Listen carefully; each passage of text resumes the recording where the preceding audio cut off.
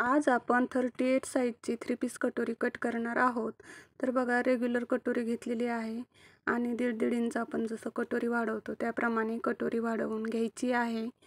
दोन्ही साईडने कटोरी जरा हेवी असल्यामुळे मी आकार थोडा बाहेरच्या बाजूने वाढवला आहे आणि आतल्या बाजूला 2.5 इंच आणि खालच्या बाजूला 1.5 इंच असा टक्स मारून दोन्ही साईडने 1.5 इंच एवढे अंतर वाढवून दोन्ही पॉईंट जोडून घ्यायचे आहेत आणि उभ्या लाईनही जोडून घ्यायच्या आहेत.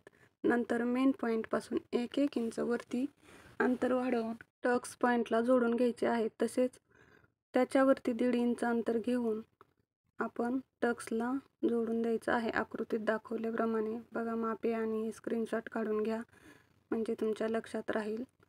नंतर कटोरी कट करून घ्यायची आहे. बघा, व्यवस्थित अशी कट केलेली आहे आणि आता जो मधला आपण वाढवलेला आकार आहे तो कट करायचा आहे. अशा प्रकारे 3 पीस कटोरी आपली तयार झालेली आहे बघा. धन्यवाद.